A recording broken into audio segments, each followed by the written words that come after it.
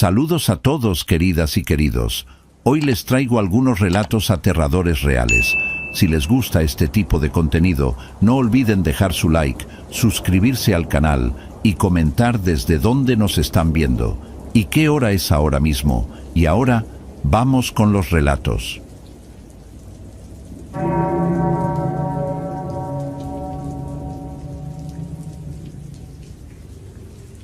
Mi nombre es Rubén Salazar.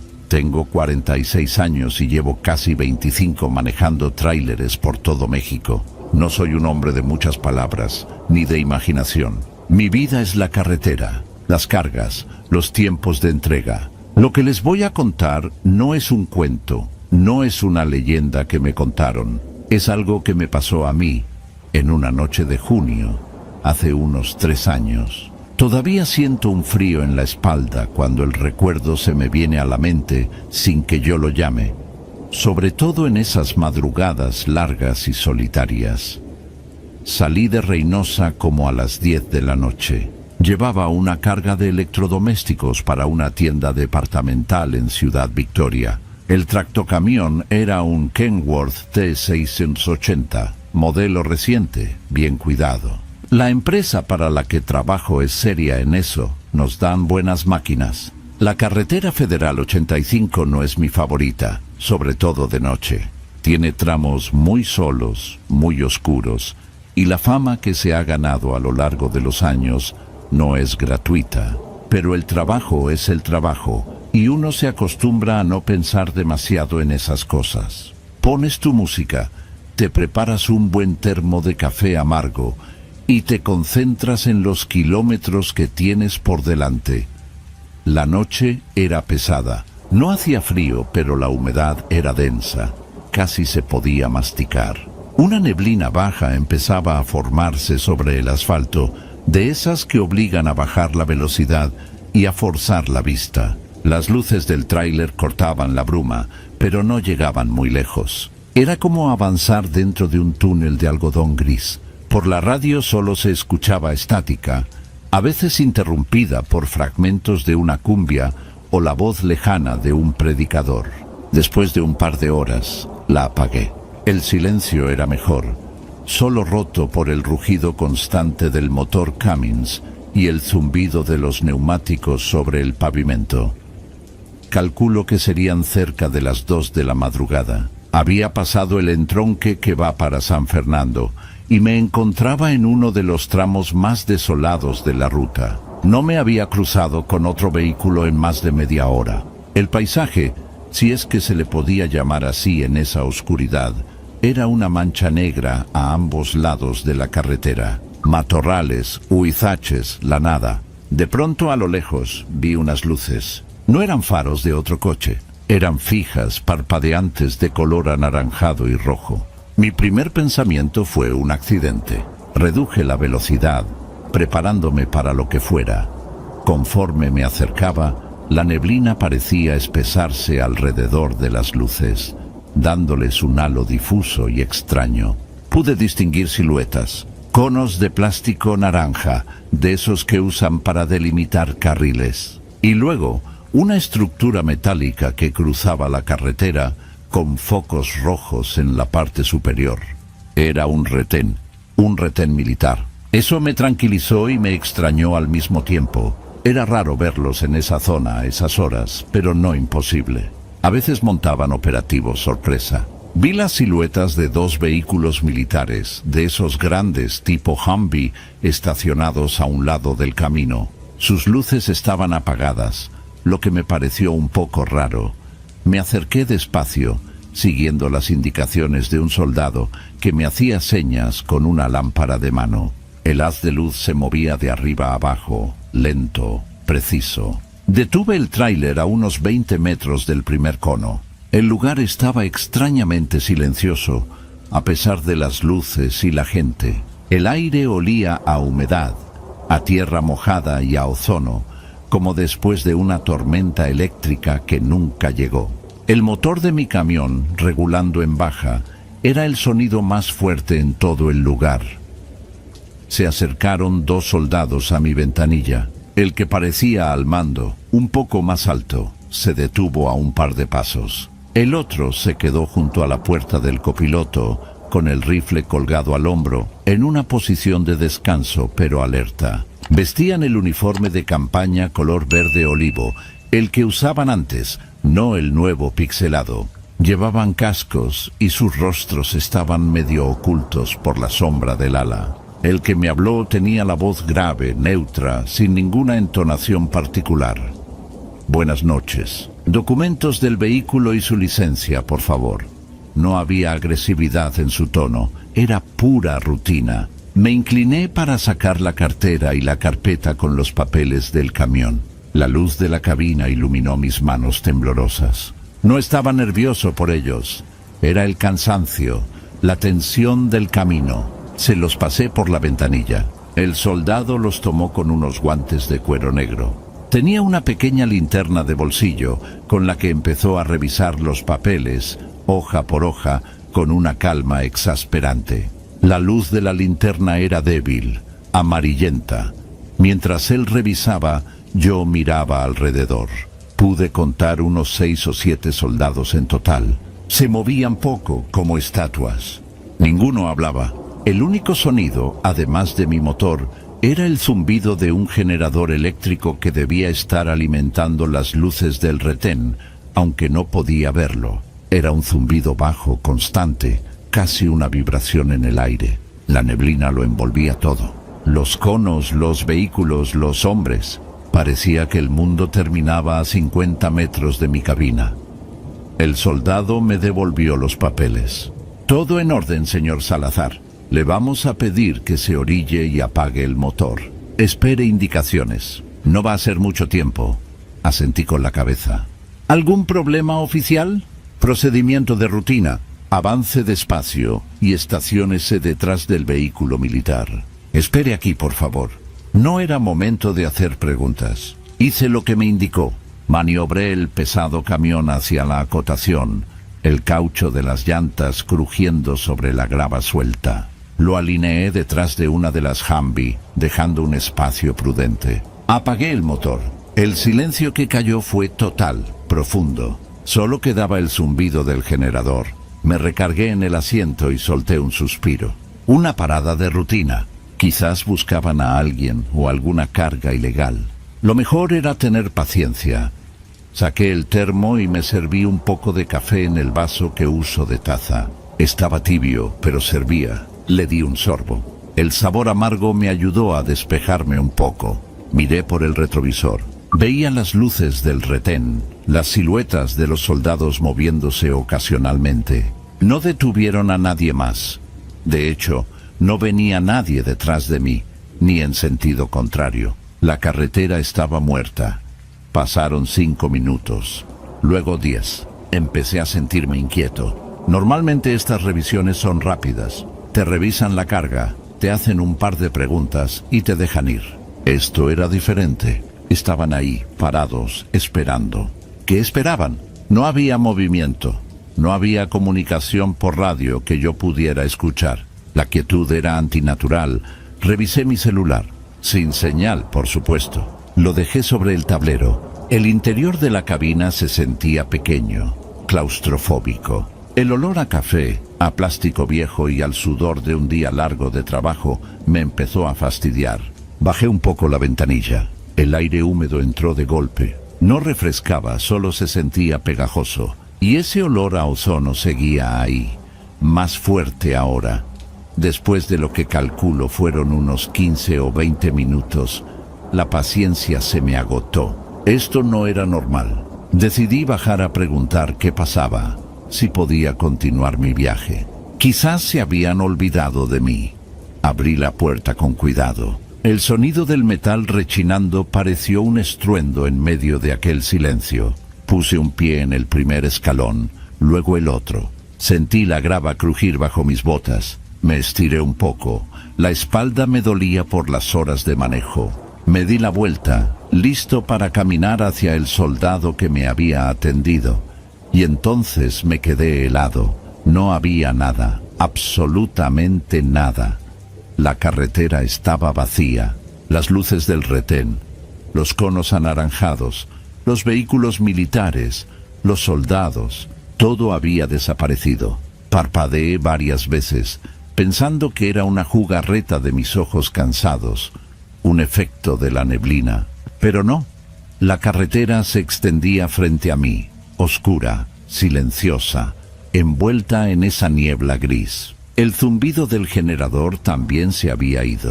El silencio era tan completo que podía escuchar el latido de mi propio corazón en mis oídos. Caminé unos pasos hacia el lugar donde debería haber estado la estructura metálica con las luces. El asfalto estaba frío y húmedo bajo mis pies. No había marcas de llantas que no fueran las de mi propio camión al orillarme. No había huellas de botas en la tierra de la acotación. No había el más mínimo rastro de que un retén militar hubiera estado montado ahí hacía apenas unos minutos. El aire ya no olía a ozono. Ahora solo olía a tierra mojada, a la vegetación nocturna del monte.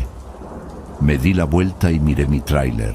Ahí estaba, enorme, real, estacionado en la orilla de una carretera completamente desierta. La puerta del conductor abierta, la luz de la cabina encendida. Sentí un escalofrío que no tenía nada que ver con la temperatura. Mi mente trabajaba a toda velocidad, tratando de encontrar una explicación lógica. ¿Se habían ido tan rápido y en silencio? Imposible. Mover 2 zombies, una estructura, conos y a casi 10 hombres sin hacer un solo ruido. No tiene sentido. ¿Me quedé dormido? No. Tenía el vaso de café tibio en la mano. Lo sentía. Estaba despierto. Lo sé. Un pánico frío y racional se apoderó de mí. No era el miedo que te hace gritar o correr. Era una certeza helada de que algo estaba profundamente mal. Regresé a la cabina casi corriendo. Subí de un salto, cerré la puerta y le puse el seguro. El sonido del cerrojo me dio una mínima sensación de seguridad. Arranqué el motor. El rugido del Cummins me pareció el sonido más hermoso del mundo en ese momento. Encendí todas las luces que tenía. Las altas, los faros de niebla, las luces de la caja. Iluminé un buen tramo de carretera. No había nada, solo asfalto, niebla y monte. No esperé más. Metí primera y saqué el camión a la carretera con más brusquedad de la necesaria. Aceleré, más rápido de lo prudente con esa neblina, pero no me importaba. Necesitaba alejarme de ese lugar. Necesitaba poner kilómetros entre ese tramo de la 85 y yo. No miré por los retrovisores. No quería hacerlo. Tenía la sensación irracional de que si lo hacía, vería las luces del retén encendiéndose de nuevo detrás de mí. Manejé por lo que pareció una eternidad. Cada sombra en el camino me hacía saltar. Cada reflejo en la niebla me parecía una silueta humana. Finalmente, a lo lejos, vi las luces de una población. Nunca me había alegrado tanto de ver la civilización. Era un pueblo pequeño de esos que viven de la carretera. Había una gasolinera abierta, con una tienda de conveniencia y un pequeño restaurante al lado. Las luces fluorescentes del techo me parecieron un paraíso. Entré al estacionamiento y apagué el camión. Mis manos temblaban tanto que apenas pude sacar la llave del encendido. Me quedé sentado un momento, respirando hondo, tratando de calmarme. Necesitaba hablar con alguien. Necesitaba que alguien me dijera que no estaba loco. Bajé y entré a la tienda de la gasolinera. El aire acondicionado me golpeó la cara. Adentro solo estaba el encargado, un muchacho joven que limpiaba la máquina de café, y un hombre mayor sentado en una de las mesas, tomando un refresco. El hombre tendría unos 70 años, con la piel curtida por el sol y unas manos gruesas de trabajo. Llevaba una gorra de béisbol y una camisa a cuadros. Pedí un café negro, bien cargado. El muchacho me lo sirvió sin decir una palabra. Me senté en la mesa de al lado del señor mayor. Le di un sorbo al café. Quemaba, pero no me importó. El hombre me miró de reojo. Noche pesada, ¿verdad?, dijo, con un acento norteño muy marcado. Su voz era rasposa. Sí, respondí. Mucha neblina en la carretera. Él asintió lentamente. Siempre es así por estas fechas. Dudé un momento. pero necesitaba soltarlo. Necesitaba una opinión externa. Acabo de pasar algo muy raro. Allá atrás, como a 1 hora de aquí. Un retén militar. El hombre dejó su refresco en la mesa y me miró fijamente. Sus ojos pequeños y oscuros me estudiaron con atención. El muchacho de la caja dejó de limpiar y también se giró para escuchar. Me detuvieron, continué, tratando de que mi voz sonara lo más normal posible. Revisión de rutina, me dijeron. Me orillé, apagué el motor. Esperé como 20 minutos. Cuando bajé del camión para preguntar qué pasaba, ya no había nadie.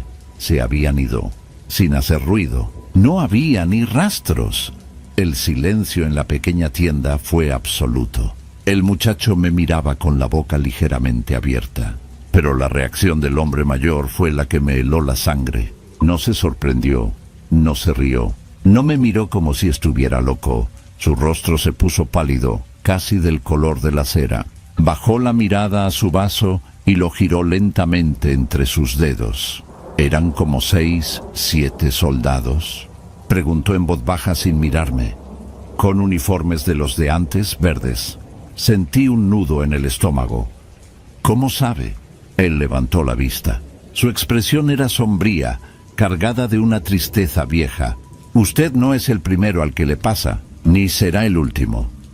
Hizo una pausa, como buscando las palabras correctas. Ese retén que vio, sí existió, pero hace mucho tiempo. Hace 22 años, para ser exactos. El muchacho de la caja hizo la señal de la cruz. Yo no podía moverme, solo escuchaba. Eran unos muchachos, continuó el viejo. La mayoría ni llegaba a los 20 años. Los mandaron a poner un punto de revisión en ese tramo. Una noche como esta, con la misma neblina. Estaban solos, incomunicados. Un grupo de la maña los emboscó. Llegaron por el monte en silencio. No les dieron tiempo de nada. Los mataron a todos, ahí mismo, en la carretera. Se me secó la boca. Las imágenes del retén, de los soldados silenciosos, de sus rostros en la sombra, se agolpaban en mi mente. Dicen que se quedaron ahí, susurró el hombre, que siguen poniendo su retén en las noches de niebla, buscando a los que los mataron, quizás, o simplemente repitiendo su última noche, una y otra vez. Detienen a los tráileros, revisan sus papeles y luego desaparecen. Me quedé sin palabras. Todo era demasiado absurdo, pero al mismo tiempo encajaba de una manera horrible con lo que yo había vivido. El uniforme antiguo, el silencio, la desaparición repentina.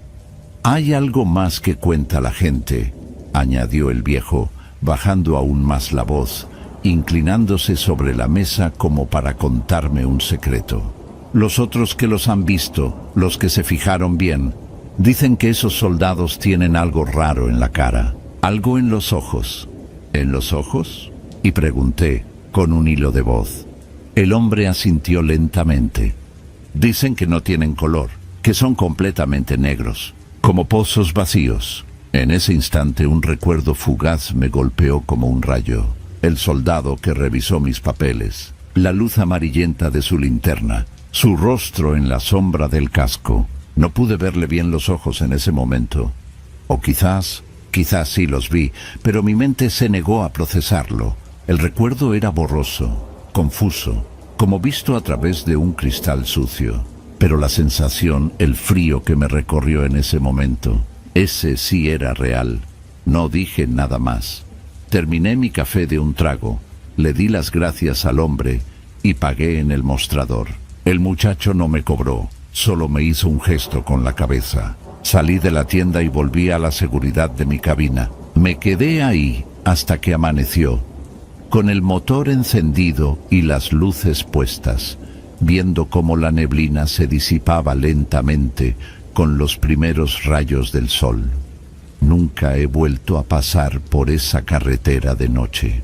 Tomo la de cuota, aunque sea más cara y más larga. Le he contado esta historia a muy pocas personas. La mayoría cree que el cansancio me jugó una mala pasada, que me quedé dormido y lo soñé todo. Puede ser, es la explicación más lógica, pero yo sé lo que vi, Sé el frío del asfalto bajo mis pies, el silencio donde antes había un generador y la sensación de haber estado frente a algo que no pertenece a este mundo. Y a veces, en la soledad de la carretera, cuando la noche es muy oscura, me parece ver por el retrovisor un par de luces parpadeantes a lo lejos, y tengo que acelerar para no pensar en qué pasaría si me detuviera. No quiero volver a mirar de cerca los ojos de esos soldados.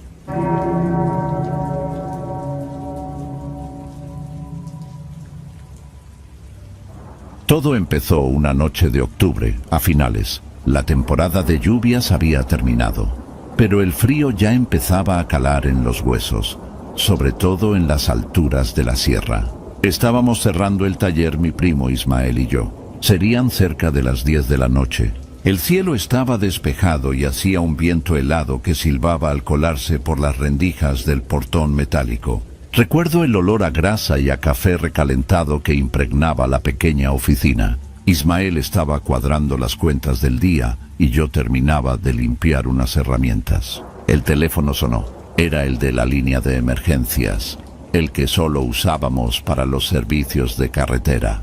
Ismael contestó. Su conversación fue breve, llena de monosílabos. Sí, ajá. ¿En qué kilómetro más o menos? Entendido. No hay reporte de heridos. Solo la unidad. Ok, vamos para allá. Colgó y me miró. Su cara no mostraba nada fuera de lo común. Era la misma expresión de siempre. Tenemos un trabajo en la sierra. Un tráiler se salió del camino. Le pregunté en qué punto. Pasando el mirador Los Altares, en la curva que le dicen la del cura. Un Kenworth rojo, caja seca. Parece que se fue contra la barrera de contención y quedó atorado, a punto de caer. No era una novedad. Esa curva era particularmente peligrosa. Una horquilla en bajada que muchos tomaban con demasiada confianza.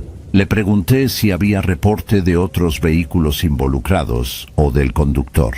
Negativo. La llamada la hizo otro trailero que pasó y lo vio. Dice que no se detuvo porque la zona es muy angosta y no había dónde orillarse, pero llamó en cuanto tuvo señal. La patrulla de caminos ya va en camino, pero nos pidieron que fuéramos movilizando la grúa pesada. Creen que la vía está parcialmente obstruida.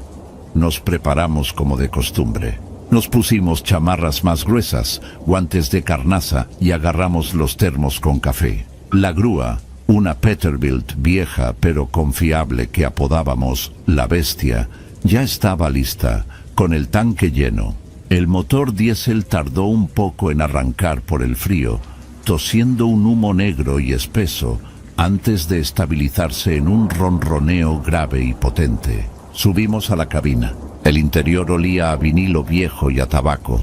Ismael tomó el volante. Salimos del taller y enfilamos hacia la carretera. La ciudad quedó atrás rápidamente y pronto estábamos ascendiendo por la sierra. La noche era oscura, sin luna. Las únicas luces eran nuestros faros, que cortaban la negrura y dibujaban el contorno de los pinos a los lados del camino. Había poco tráfico, solo algún que otro camión de carga que bajaba en sentido contrario, saludándonos con un cambio de luces. No hablamos mucho durante el trayecto. Conocíamos el procedimiento de memoria. Ismael estaba concentrado en el manejo y yo revisaba mentalmente el equipo que necesitaríamos: cadenas, eslingas, el malacate. A medida que subíamos, la temperatura descendía. El termómetro del tablero marcaba 4 grados, luego 2, luego 0. Empezó a formarse una ligera capa de escarcha en el parabrisas, y el aire que entraba por la ventanilla mal cerrada se sentía como agujas en la cara. Fue entonces, antes de llegar al punto del accidente, cuando escuchamos la primera comunicación por la radio de Banda Civil. La teníamos encendida siempre, por costumbre. Era la voz de un tráilero, algo agitada. No usaba los códigos habituales. Hablaba rápido. Decía que acababa de pasar por el Espinazo del Diablo y que había visto algo raro. Acabo de bajar por la curva del cura, decía, y un Kenworth rojo me rebasó como un demonio. Sin luces, compa, sin luces. Iba echando madres, casi me saca del camino. Otro trailero le contestó con voz más calmada. Le preguntó si estaba seguro. Segurísimo. Un Kenworth Belby 900 rojo con una caja blanca. Ni calaveras ni faros, nada. Pasó a mi lado y ni el motor oí bien, como si fuera un zumbido. Casi me hago en los pantalones. Hubo un silencio. Ismael y yo nos miramos. Un Kenworth rojo. La descripción coincidía con la del reporte. Ismael tomó el micrófono de la radio. ¿A qué altura fue eso, compañero? Habla la grúa de Durango. Vamos a un servicio por esa zona. El primer tráilero contestó. Justo en la curva, antes del mirador. Tengan cuidado, esa cosa no va jugando. El segundo tráilero añadió algo más, en un tono que intentaba ser burlón, pero no lo conseguía. Tranquilo, güero. A lo mejor era el famoso tráiler fantasma del que hablan los viejos. El tal Güero Medina no contestó. La radio quedó en silencio. Solo se escuchaba la estática. Ismael dejó el micrófono en su lugar. No dijo nada, pero vi que apretó un poco más el volante. Yo sentí un escalofrío que no tenía que ver con el frío de afuera. Las historias de carretera son solo eso, historias. Pero cuando vas camino a un accidente que coincide con una de esas historias, la cosa cambia. Llegamos al kilómetro indicado unos 20 minutos después. A lo lejos vimos las torretas de una patrulla de la Guardia Nacional. Sus luces azules y rojas girando y pintando los árboles y las rocas con destellos intermitentes. La escena era exactamente como la habían descrito. Un tráiler, un Kenworth B900 rojo, estaba incrustado contra la barrera de contención de metal. La parte delantera del tractocamión estaba destrozada. El cofre estaba levantado y deformado como una boca abierta. El parabrisas estaba estrellado, pero no roto del todo. La cabina estaba inclinada hacia el barranco en un ángulo precario. La caja seca, de color blanco, había hecho un efecto de tijera y bloqueaba uno de los dos carriles. Por suerte, no se había desprendido. Un par de metros más y todo el conjunto se habría ido al vacío. Estacionamos la bestia a una distancia segura, detrás de la patrulla, y nos bajamos. El aire era gélido y olía a pino húmedo y a metal. Había un silencio extraño, solo roto por el motor de la patrulla y el nuestro. Dos oficiales estaban en el lugar. Conocíamos a uno de ellos, un tipo llamado Sandoval. Nos saludó con un gesto de la cabeza. ¿Qué pasó aquí?, preguntó Ismael. Sandoval se encogió de hombros. Eso quisiéramos saber. Lo encontramos así, ni un alma a la redonda. El conductor no está. Eso era raro. En la mayoría de los casos, el conductor se queda en el lugar, aunque solo sea para hacer el reporte al seguro. A veces, si no tienen sus papeles en regla o vienen bajo la influencia de algo, huyen. Pero incluso así, suelen llevarse sus cosas. Nos acercamos al camión con linternas. El metal de la cabina crujía de vez en cuando, asentándose. La pintura roja estaba rayada y abollada por el impacto. Miré las llantas del lado del conductor. Estaban reventadas. La defensa delantera estaba arrancada de un lado. Era un golpe fuerte, sin duda. Apunté mi linterna hacia el interior de la cabina a través de la ventanilla del pasajero, que estaba intacta. El interior estaba en orden, extrañamente en orden. No había papeles tirados, ni botellas, ni ropa. En el portavasos había un termo de metal de los viejos. El tablero estaba apagado. No había llaves en el encendido. Revisen si pueden abrir la puerta del conductor, dijo Sandoval. Ismael se acercó con cuidado por el borde de la carretera, que en ese punto era un voladero. La puerta estaba atascada por el golpe. Intentó forzarla, pero no se dio. Está atorada, dijo. Yo rodeé el frente del camión, con cuidado de no resbalar en el aceite que empezaba a gotear del motor. La puerta del copiloto estaba sin seguro. La abrí. El interior estaba frío, pero no era el frío de la noche. Era un frío estancado, como el de una casa que lleva mucho tiempo cerrada. El olor era a vinilo y a un leve aroma a tabaco rancio, pero nada más. No olía a persona. ¿Encontraron algo?, preguntó Sandoval. Nada, contesté. Parece que lo limpiaron antes de chocar. Ismael se asomó por la puerta que yo había abierto. Déjame ver. Entró a la cabina pisando con cuidado. Yo iluminaba desde afuera. Revisó la guantera. Vacía. Miró debajo de los asientos. Nada. Entonces puso la mano sobre el asiento del conductor. Se quedó quieto un segundo. ¿Qué pasa?, le pregunté. Está caliente, dijo en voz baja. ¿El asiento? Sí, no hirviendo, pero tibio. Como si alguien acabara de levantarse de aquí. Me pareció absurdo. Llevábamos ahí casi media hora y la patrulla llevaba más tiempo. La temperatura ambiente era de 0 grados. Ningún calor residual podría durar tanto. Metí la mano y toqué el respaldo. Era de un material sintético, áspero. Y sí, estaba inconfundiblemente tibio al tacto. Una calidez leve, pero presente. Sandoval se acercó. ¿Qué dicen? Ismael le dijo lo del asiento. El oficial nos miró con escepticismo, pero se asomó y lo tocó él mismo. Su expresión cambió. No dijo nada, pero frunció el ceño. Fue un detalle pequeño, insignificante quizás, pero no tenía sentido. Era una pieza de un rompecabezas que no encajaba. Mientras Ismael seguía en la cabina, yo decidí echar un vistazo al motor, o a lo que quedaba de él. El cofre estaba atorado, así que me agaché y alumbré por debajo. El bloque del motor estaba visible, fracturado en varias partes por el impacto. Había un amasijo de cables y mangueras rotas. El radiador estaba hecho pedazos. Era imposible que ese motor hubiera estado en marcha recientemente. Sin embargo, al acercar la mano sentí un leve calor que emanaba del metal. Igual que con el asiento, un calor residual que no debería estar ahí. Toqué una de las partes metálicas del bloque que no estaba cubierta de aceite. Estaba tibia. Se lo comenté a Ismael. Salió de la cabina y lo comprobó él mismo. Esto no es normal, dijo. Y no lo era. En un accidente así, con ese frío, el motor debería estar helado.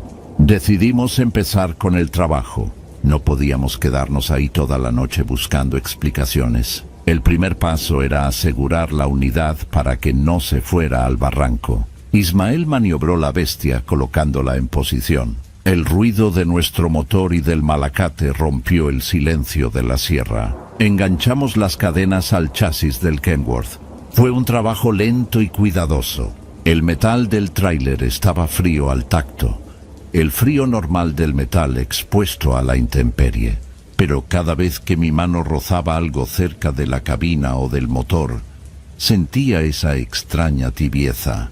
No se lo mencioné más a Ismael. Cada uno estaba metido en sus pensamientos. Mientras tensábamos las cadenas, Sandoval recibió una llamada por su radio.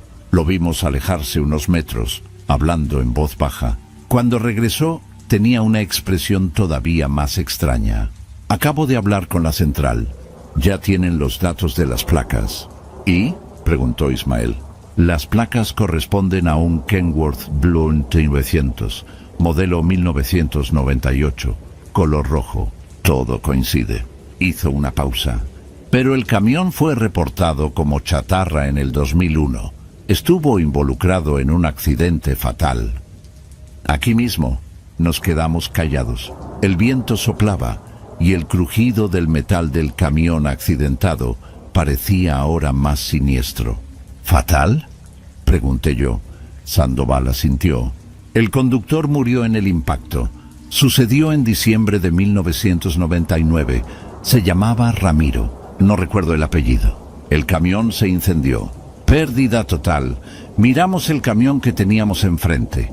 No tenía signos de haber sido quemado. La pintura estaba desgastada, pero era la original. El interior, aunque vacío, estaba intacto. No olía a humo. No tenía sentido. ¿Están seguros de que son las mismas placas?, preguntó Ismael. 100%. El número de serie del chasis, el que está en el marco de la puerta, también coincide con el del vehículo siniestrado en el 99. Ya lo verificaron en la base de datos. Era imposible. Un camión declarado chatarra, destruido, no podía estar aquí. casi intacto salvo por el golpe del accidente.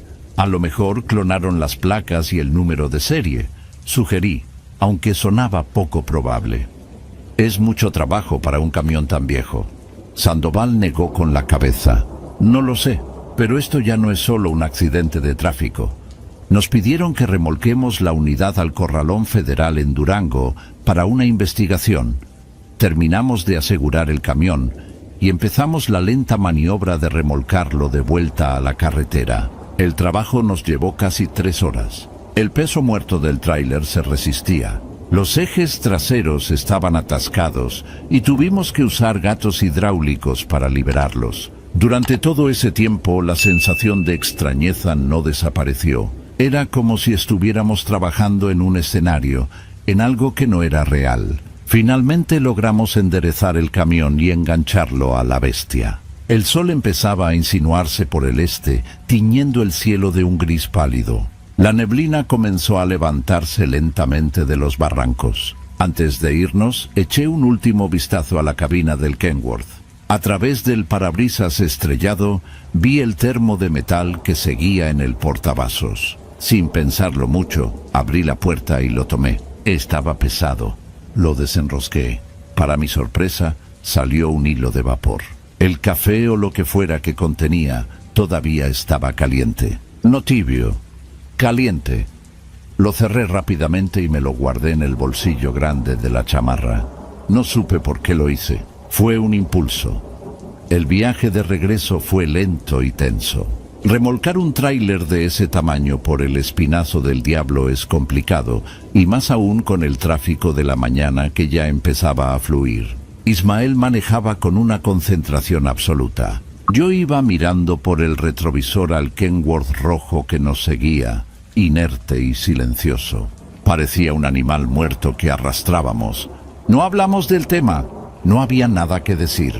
Los hechos estaban ahí, y no tenían explicación lógica. Llegamos a Durango al mediodía y llevamos el camión directamente al corralón que nos indicaron. Era un depósito enorme, lleno de vehículos accidentados, un cementerio de metal. Dejamos el Kenworth en el lugar que nos asignaron, entre un autobús de pasajeros volcado y una pipa de gas aplastada. Firmamos los papeles, cobramos el servicio y nos fuimos. Sentí un alivio inmenso al dejar ese camión atrás. Pero el camión no nos dejó a nosotros. Un par de días después, recibimos una llamada de Sandoval. Quería que fuéramos al corralón. Los peritos de la fiscalía iban a inspeccionar el vehículo y querían hacernos algunas preguntas sobre el estado en que lo encontramos. Fuimos. El día estaba soleado y el corralón era un lugar polvoriento y deprimente. Nos encontramos con Sandoval y 2 hombres de civil. Nos llevaron hasta el Kenworth. Estaba igual que como lo habíamos dejado. Uno de los peritos, un hombre mayor con gafas, nos hizo repetir todo lo que vimos. La falta del conductor, la cabina ordenada, el asiento tibio, el motor caliente. Anotaba todo en una libreta sin mostrar ninguna expresión. Cuando terminamos, nos dijo algo que nos heló la sangre. Hicimos un barrido completo de la unidad. No hay una sola huella dactilar en toda la cabina. Ni en el volante, ni en la palanca de cambios, ni en las puertas. Nada. Está completamente limpia. Y otra cosa, el motor. Está inservible, el bloque está partido, como dijeron. Pero el tanque de diésel está casi lleno. Nos explicó que según sus cálculos, un motor así no podría haber funcionado en años. Las piezas internas estaban corroídas. Sin embargo, no había explicación para el calor que sentimos. Tampoco para el café caliente en el termo, el cual yo no había mencionado. Lo seguía teniendo en mi casillero del taller. Esa noche, en el taller, la curiosidad me venció. Saqué el termo. Era de acero inoxidable, sin marca, abollado por el uso. Lo abrí. El líquido oscuro todavía estaba dentro. Olía a café, un café fuerte y amargo. No me atreví a probarlo. Lo vacié en el lavadero. Al fondo del termo algo brilló. Metí los dedos y saqué una pequeña llave. No era una llave de coche, era una llave de casa, de las antiguas, de latón. Tenía un pequeño trozo de cuerda atado. Guardé la llave sin saber por qué. Me sentía como si estuviera guardando una prueba, aunque no sabía de qué. Las semanas pasaron y el asunto del Kenworth rojo se fue diluyendo en la rutina diaria. La investigación oficial, según nos contó Sandoval, se estancó. No encontraron al supuesto conductor. No había registro de que el camión hubiera sido reparado o puesto en circulación. Simplemente había aparecido. La historia del trailero que lo vio pasar sin luces, el Güero Medina, fue descartada como una fantasía o una confusión. El camión quedó arrumbado en el corralón, una pieza más del paisaje de chatarra. Ismael y yo intentamos no hablar más del tema, pero a veces, en las noches frías en la sierra, cuando la neblina bajaba, no podía evitar pensar en ello. Pensaba en el asiento tibio, en el motor caliente, en la ausencia total de huellas. Unos meses después, un sábado por la tarde, estaba solo en el taller haciendo un poco de orden. Encontré la vieja llave de latón en un cajón. Me quedé mirándola. Me entró una idea, una necesidad absurda de saber más. Recordé el nombre del conductor que había muerto en 1999. Ramiro. Sandoval no recordó el apellido, pero con el nombre, la fecha y el lugar del accidente, quizás podría encontrar algo en los archivos de periódicos viejos. Fui a la hemeroteca local. Pasé horas revisando microfilmes de periódicos de finales de 1999. Finalmente lo encontré. Una pequeña nota en la sección policíaca. Trailero perece calcinado en el Espinazo del Diablo. El artículo daba los detalles. Ramiro Oseguera, de 42 años, originario de un pequeño pueblo de la sierra. El artículo incluía una dirección, la última que se conocía de él. El pueblo estaba a un par de horas de Durango, metido en la sierra. Al día siguiente, domingo, tomé mi camioneta y conduje hasta allí. Era un lugar pequeño, de pocas calles y casas de adobe. Pregunté por la familia Oseguera. Un hombre mayor me indicó una casa al final de una calle sin pavimentar. Era una casa humilde con la pintura descarapelada. Toqué la puerta. Me abrió una mujer ya grande, de pelo canoso y ojos tristes. Le expliqué quién era, de la forma más delicada que pude. Le dije que había estado involucrado en el remolque de un accidente reciente y que el camión tenía una extraña conexión con el de su esposo. Al principio desconfió, pero cuando le mencioné el nombre de Ramiro, su expresión se suavizó. Me invitó a pasar. La casa era modesta y limpia. En una pared había una foto de un hombre sonriente, con un bigote espeso, de pie junto a un Kenworth rojo idéntico al que remolcamos. Era él. Le conté la historia, omitiendo los detalles más extraños. Solo le dije que habíamos encontrado un camión con las mismas placas y que las autoridades estaban confundidas. Ella me escuchó en silencio. Cuando terminé me dijo, Ramiro amaba ese camión. Decía que era su vida. Lo compró de segunda mano y pasó años arreglándolo él mismo. No quería separarse de él. Me contó que la noche del accidente, él estaba muy cansado, pero tenía que entregar una carga en Mazatlán.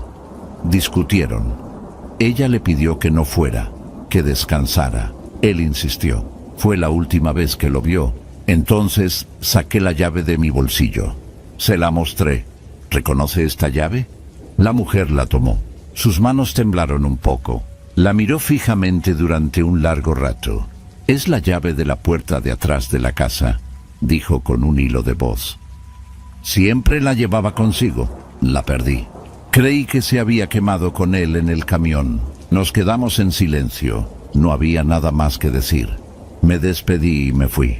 Mientras conducía de regreso a Durango, el sol se ponía detrás de las montañas. Ya no tenía dudas. No sabía cómo ni por qué, pero sabía que el conductor de ese camión había sido Ramiro Oseguera y que, de alguna manera, seguía conduciendo su Kenworth rojo por la misma carretera donde había perdido la vida.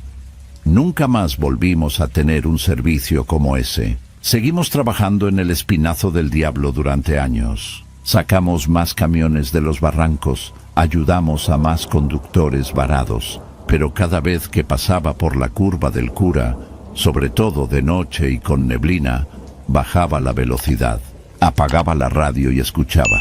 A veces, en el silencio de la sierra, me parecía oír el rugido lejano de un motor que no estaba allí, un eco, un recuerdo, y a veces, por el rabillo del ojo, creía ver un destello de luz roja que se perdía en la siguiente curva. Nunca le dije nada a Ismael. Él tampoco volvió a mencionar el tema. Sabíamos lo que habíamos visto, sabíamos lo que habíamos sentido, y sabíamos que hay cosas en esa carretera que no tienen explicación y que es mejor no buscársela. Simplemente, uno sigue conduciendo.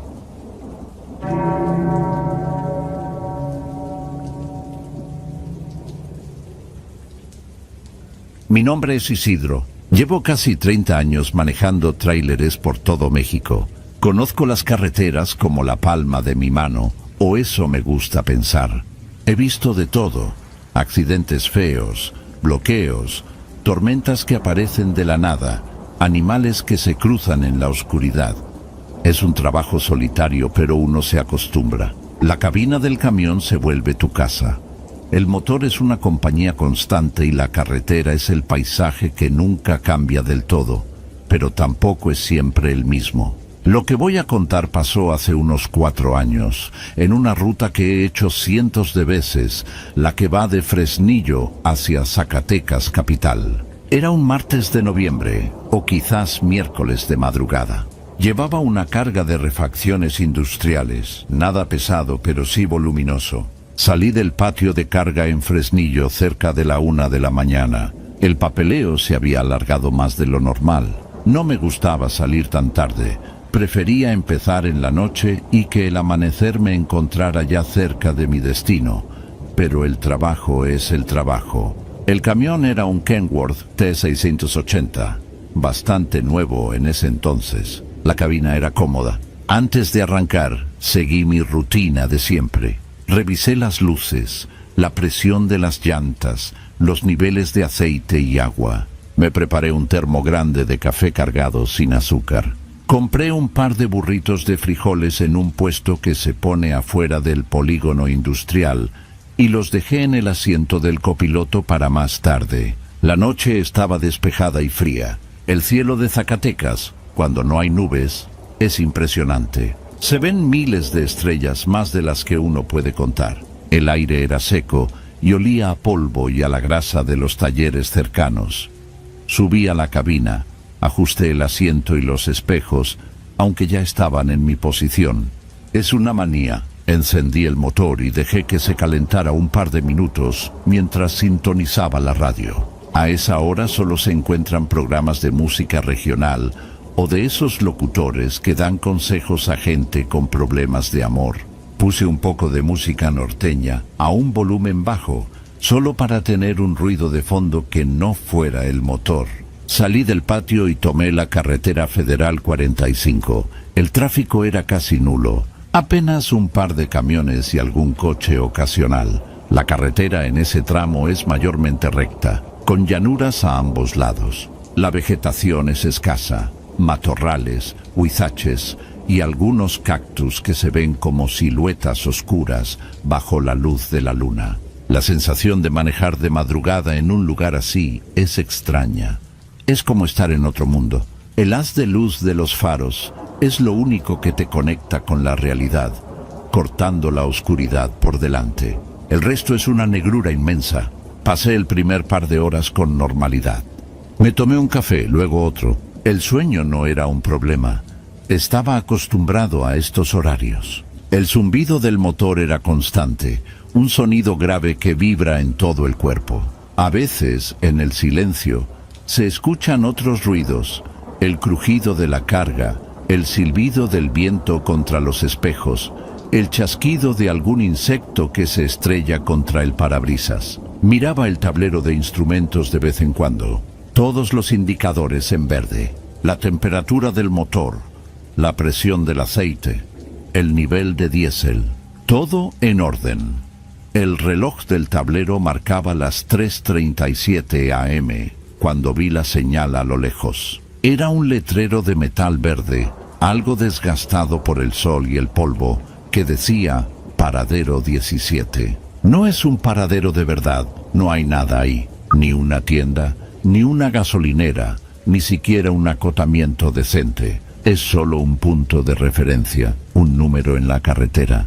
Los que conocemos la ruta sabemos que no significa nada. Es solo un poste con un cartel. Pero justo al lado del poste vi algo. Al principio era solo una mancha pálida, algo que no encajaba con el paisaje oscuro. Mi primer pensamiento fue que era un animal, quizá un perro grande o un coyote. Reduje un poco la velocidad por precaución. Conforme me acercaba, la forma se hizo más clara. No era un animal, era una persona, y por la altura y la complexión parecía un niño o una niña. Estaba de pie, completamente inmóvil, justo al lado del poste de la señal. Mi cerebro tardó un segundo en procesar la información. ¿Qué hacía alguien, y más un niño, parado en medio de la nada a estas horas? No había casas, ni ranchos, ni luces en kilómetros a la redonda. La carretera estaba desierta. No había pasado otro vehículo en al menos 20 minutos. A medida que me acercaba más, los faros del camión iluminaron completamente la figura. Era una niña. No tendría más de 8 o 9 años. Llevaba lo que parecía un uniforme escolar. Una falda de cuadros grises, un suéter azul marino y calcetas blancas. Su pelo era oscuro y lacio, peinado con una raya en medio. Estaba de pie, con los brazos a los lados, mirando directamente a la carretera. Su cara no mostraba ninguna expresión. Ni miedo ni angustia, nada, solo estaba ahí, parada. Mi instinto me gritó que algo estaba muy mal. Pensé en un secuestro, en un accidente. Tal vez un coche se había averiado y ella había salido a buscar ayuda. Pero no había ningún coche. La carretera estaba vacía en ambas direcciones hasta donde alcanzaba la vista. Mi pie se fue al freno casi por instinto. Reduje la velocidad de forma constante, sintiendo el peso de la carga empujando desde atrás. Las luces de emergencia se encendieron con un clic-clac rítmico. Detener un tráiler cargado no es algo que se haga de golpe. Necesité unos buenos 200 metros para parar por completo, rebasando un poco el punto donde ella estaba. Detuve el camión en el acotamiento de tierra, levantando una nube de polvo fino que se arremolinó bajo las luces. El motor seguía en marcha, su ronroneo profundo llenando el silencio. Por el espejo retrovisor la vi. Seguía en el mismo lugar sin moverse. No había hecho ningún gesto para pedir ayuda. No había levantado la mano. Solo esperaba. Me quedé un momento dentro de la cabina, pensando qué hacer. La situación era increíblemente extraña. Mi primer pensamiento fue llamar al 911, pero la señal de celular en esa zona es terrible, casi inexistente. Probablemente no tendría servicio. Podría usar la radio de banda civil, pero ¿quién me iba a escuchar a estas horas? ¿Otro trailero? ¿Y qué le iba a decir? Hay una niña con uniforme escolar parada en el kilómetro tal. Sonaría a locura o a una broma de mal gusto. Además, dejarla ahí sola no me parecía una opción. Hacía frío. La temperatura exterior, según el indicador del tablero, era de unos 5 grados. Ella solo llevaba un suéter. Y estaba el peligro de la carretera. Aunque no había mucho tráfico, bastaba con que pasara un solo conductor distraído para que ocurriera una tragedia. Decidí que tenía que hablar con ella, averiguar qué pasaba. Apagué la música de la radio. El silencio repentino fue casi abrumador, solo interrumpido por el motor y el parpadeo de las intermitentes. Abrí mi puerta y el aire frío de la noche me golpeó la cara. Olía a tierra seca. Bajé los 3 escalones de la cabina, sintiendo el crujido de la grava bajo mis botas. Caminé hacia ella con cuidado. La luz de mis propias intermitentes me deslumbraba un poco, creando un efecto estroboscópico. La niña no se movió mientras me acercaba. Cuando estuve a unos metros, le hablé. «Oyes, ¿estás bien? ¿Qué haces aquí sola?», le pregunté. Mi voz sonó más fuerte de lo que esperaba en el silencio de la noche. Ella no respondió. Solo levantó un poco la cabeza para mirarme. Sus ojos eran oscuros y no reflejaban la luz de los faros como deberían. Su piel se veía muy pálida, casi translúcida. El uniforme estaba extrañamente limpio, sin una mota de polvo, lo cual era raro estando al lado de una carretera polvorienta. ¿Necesitas ayuda? ¿Dónde están tus papás? Insistí acercándome un poco más. Ella finalmente habló. Su voz fue suave, casi un susurro, pero clara. No sonaba asustada ni perdida. Sonaba neutra. Mi mamá me espera al otro lado, dijo. Miré al otro lado de la carretera. No había nada, solo más llanura, más matorrales, más oscuridad. No había ni una sola luz. ¿Al otro lado de dónde?, pregunté confundido. Ella solo hizo un pequeño gesto con la cabeza, señalando hacia el otro lado de la cinta asfáltica. No tenía sentido, pero no iba a ponerme a discutir con una niña en medio de la nada. Lo importante era sacarla de ahí. Mira, hace mucho frío. Sube al camión. Te puedo llevar al siguiente pueblo. Se llama Villanueva, está como a media hora. Ahí podemos buscar a tu mamá o llamar a la policía. Ella me miró por un par de segundos, como si estuviera considerándolo. Luego asintió lentamente una sola vez. Me di la vuelta y caminé de regreso al camión, esperando que me siguiera. Escuché sus pasos detrás de mí, un sonido suave sobre la tierra. Abrí la puerta del copiloto. El interior de la cabina estaba iluminado por las luces del tablero, un resplandor anaranjado y verde. Ella subió los escalones con una agilidad sorprendente, sin hacer ruido. Se sentó en el asiento del copiloto y se quedó quieta. «Ponte el cinturón, por favor», le dije.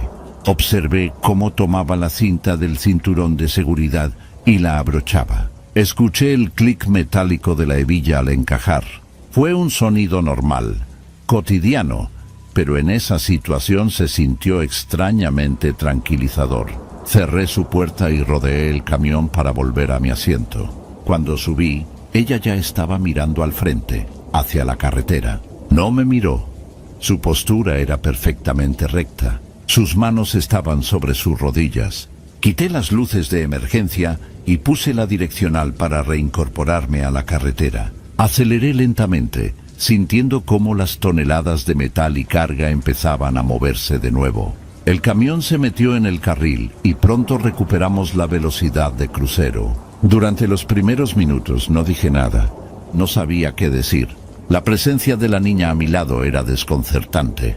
El silencio en la cabina era pesado. Solo se oía el motor y el ruido de las llantas sobre el asfalto. De reojo la miraba. Seguía inmóvil, mirando al frente. No parecía tener frío, ni miedo, ni curiosidad por el interior del camión, que para un niño suele ser fascinante. Era como tener una estatua sentada al lado. El olor en la cabina había cambiado. Antes olía a café, a diésel, a mí. Ahora había un olor diferente. No era un mal olor, era un olor a tierra mojada, a ozono, como el aire después de una tormenta fuerte. Pero no había llovido. Después de unos 10 minutos, intenté hablar de nuevo. «¿Y cómo te llamas?», pregunté tratando de sonar casual. No hubo respuesta. Pensé que tal vez no me había oído por el ruido del motor. «¿Cómo te llamas?», repetí un poco más alto. Ella giró su cabeza lentamente hacia mí. Su rostro seguía sin expresión. «No importa», dijo con esa misma voz suave y neutra, y volvió a mirar al frente. Decidí no insistir. La situación ya era bastante rara. Tal vez estaba en shock. Lo mejor era llevarla a Villanueva y dejar que las autoridades se encargaran. El viaje continuó en silencio. Yo me concentré en manejar, pero mi mente no dejaba de darle vueltas al asunto. Cada detalle era más extraño que el anterior. El uniforme impecable, su calma absoluta, la frase «mi mamá me espera al otro lado», el olor en la cabina. Me sentía tenso, alerta. Noté que la temperatura dentro de la cabina parecía haber bajado. Tenía la calefacción puesta a un nivel bajo, como siempre, pero sentía un frío que me calaba los huesos. Miré el termómetro del tablero. Seguía marcando 22 grados en el interior, pero la sensación era de mucho menos. Mis manos sobre el volante se sentían heladas. El tiempo pareció pasar más lento de lo normal. La media hora que calculé hasta Villanueva se sintió como una eternidad. El paisaje no cambiaba. Oscuridad, llanura, la línea blanca intermitente del carril siendo devorada por el camión. Finalmente, a lo lejos, vi el resplandor de las luces de un pueblo. Era Villanueva. A medida que nos acercábamos, las primeras casas y naves industriales empezaron a aparecer a los lados de la carretera. La entrada al pueblo estaba marcada por una gasolinera abierta las 24 horas y una fonda al lado, también con las luces encendidas. Siempre había camiones parados ahí. Era un buen lugar para detenerse. Decidí que pararía allí y desde la fonda llamaría a la policía. Reduje la velocidad y puse la direccional para entrar en el amplio estacionamiento de tierra de la fonda. Había otros 3 tráileres aparcados. El ruido de los frenos de aire fue un silbido largo y sonoro. Maniobré para estacionar el camión en un lugar donde no estorbara, lejos de la entrada. Finalmente apagué el motor. El silencio que siguió fue total, profundo. Solo se escuchaba el leve zumbido de un refrigerador de la fonda y el viento que soplaba suavemente. Me giré en mi asiento para hablar con la niña. Bueno, ya llegamos. Desde aquí podemos... empecé a decir, y me quedé con la palabra en la boca. El asiento del copiloto estaba vacío. Parpadeé un par de veces, pensando que mis ojos me estaban engañando por el cansancio. Pero no había nadie. El asiento estaba completamente vacío. Mi primer pensamiento fue que se había bajado sin que me diera cuenta, aunque era imposible. No había escuchado la puerta abrirse, ni sentido el cambio de presión en la cabina. Además, el camión todavía estaba en movimiento cuando entré al estacionamiento. Miré hacia abajo, al suelo de la cabina. Nada. Revisé el pequeño espacio de la litera detrás de los asientos. Vacío. Y entonces vi el cinturón de seguridad. Estaba abrochado. La cinta de nylon cruzaba el asiento vacío, desde el hombro hasta la cadera, y la hebilla metálica seguía firmemente encajada en su sitio. El clic que había escuchado cuando ella se lo puso resonó en mi memoria. Toqué el cinturón. Estaba tenso. No había forma de que alguien se hubiera salido de él sin desabrocharlo.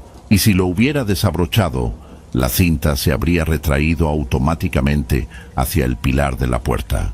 Pero ahí estaba, cruzando el asiento vacío. Sentí un escalofrío que no tenía nada que ver con la temperatura.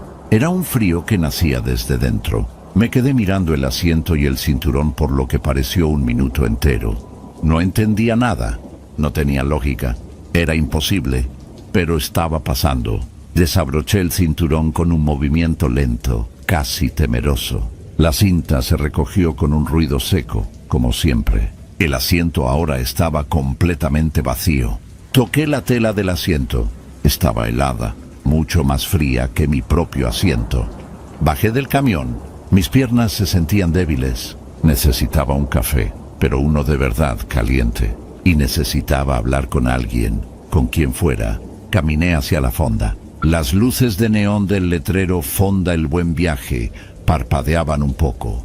Empujé la puerta de cristal y entré. El interior era cálido y olía a café, a huevo con chorizo y a cigarro. Había un par de hombres en la barra, seguramente otros choferes, y una señora mayor detrás del mostrador, secando unos vasos con un trapo. «Buenas noches», dije. Mi voz sonó ronca. «Buenas», respondió la señora sin levantar la vista. «¿Le sirvo algo?» «Un café, por favor, negro y bien cargado». Me senté en uno de los taburetes de la barra. La señora me sirvió una taza de café humeante.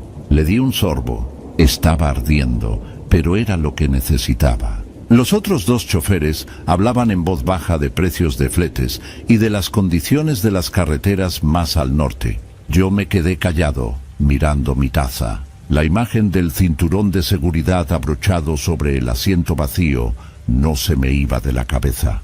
«¿Le pasa algo, jefe?» «Viene pálido», dijo la señora. Ahora sí me estaba mirando. Tenía el pelo blanco recogido en un moño y arrugas profundas alrededor de los ojos. Dudé un momento. Contarlo me haría parecer un loco o un borracho, pero necesitaba sacarlo. Acabo de pasar la cosa más rara de mi vida, dije finalmente en voz baja. La señora dejó el trapo sobre el mostrador y se apoyó en él. Ah, sí, en la carretera se ven muchas cosas. Le conté todo. Empecé por la figura al lado del paradero 17, la niña con el uniforme escolar, su única frase. Le conté cómo subió al camión, el silencio del viaje, el frío en la cabina. Y terminé con cómo desapareció, dejando el cinturón de seguridad abrochado. Mientras hablaba, los otros dos choferes se callaron y empezaron a escuchar. Cuando terminé, hubo un silencio. Esperaba que se rieran o que me dijeran que estaba cansado y me lo había imaginado todo, pero no lo hicieron. Se miraron entre ellos con una expresión seria. La señora mayor suspiró, un suspiro largo y cansado, como si hubiera escuchado la misma historia muchas veces. Paradero 17, dijo usted, ¿verdad?, preguntó. Sí, justo ahí estaba. La señora se agachó detrás del mostrador y rebuscó en un cajón. Sacó una caja de metal, de esas donde se guardan galletas. La abrió y empezó a sacar papeles viejos, facturas, recibos. Finalmente sacó un trozo de papel de periódico, amarillo y doblado con mucho cuidado. Lo desdobló sobre el mostrador y lo empujó hacia mí. «Mire esto», dijo. Era el recorte de un periódico local. La tinta estaba un poco borrosa y el papel era frágil. La fecha era de hacía casi 20 años. Había una foto en blanco y negro de una niña. Llevaba un uniforme escolar, falda de cuadros, suéter oscuro. El peinado era el mismo, pelo lacio con raya en medio. Era ella, no había ninguna duda. Debajo de la foto, el titular decía: «Trágica muerte de menor en la carretera». Leí el artículo. Contaba que una niña de 8 años, de nombre Jimena, había sido atropellada por un camión de carga una madrugada, justo en el kilómetro donde estaba el paradero 17. Aparentemente, la familia había tenido una avería en el coche, y la niña, asustada, había cruzado la carretera para buscar ayuda en la oscuridad. El conductor del camión no la vio a tiempo. Murió en el acto. Levanté la vista del recorte. La señora me miraba con tristeza. «Esa historia la conocemos todos los que trabajamos por aquí», dijo uno de los otros choferes. «Se aparece de vez en cuando, siempre en el mismo lugar. Dicen que su espíritu no puede descansar», añadió el otro. «Que sigue esperando que su mamá venga a buscarla desde el otro lado de la carretera». «Hizo usted bien en parar», dijo la señora, guardando el recorte de nuevo en la caja. «Hizo lo correcto». La miré sin entender. «¿Por qué?». «Porque la leyenda cuenta otra cosa», explicó bajando la voz. «Los choferes que la ven y no se detienen a ayudarla suelen tener un accidente unos kilómetros más adelante. Un reventón de llanta, una falla en los frenos, o simplemente se quedan dormidos al volante. Es como si ella se enojara con los que la ignoran, como si los castigara por su indiferencia». Me quedé helado, con la taza de café a medio camino de la boca. Pensé en todos los años que había pasado por esa carretera, de noche, y nunca había visto nada. Quizá la había visto y no le había prestado atención, confundiéndola con una sombra o un reflejo. Pero esa noche no. Esa noche la vi claramente. Y paré. No sé por qué paré. Por instinto, por preocupación, no lo sé. Pero lo hice. Terminé mi café en silencio.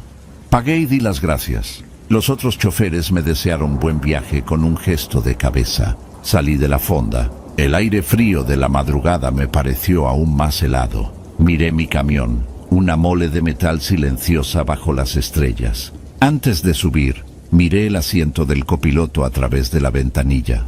Estaba vacío, normal, pero yo sabía que no era así. Subí a la cabina, encendí el motor y continué mi viaje hacia Zacatecas. Pero ya nada fue igual. El resto del camino fui mirando constantemente el asiento del copiloto, medio esperando verla sentada ahí de nuevo. El olor a tierra mojada ya no estaba, pero no he podido olvidarlo. Desde entonces he vuelto a pasar por el paradero 17 muchas veces, de día y de noche. Siempre reduzco la velocidad al acercarme. Miro fijamente el poste de la señal, esperando ver algo. Nunca la he vuelto a ver, pero cada vez que paso, siento el mismo frío en la nuca. Y siempre me hago la misma pregunta: ¿qué habría pasado si esa noche no me hubiera detenido? Es una pregunta que no quiero responder. Solo sé que paré, la subí y aquí estoy para contarlo. Hay cosas en la carretera que no tienen explicación. Uno aprende a vivir con ellas, a respetarlas y sobre todo, a no ignorarlas.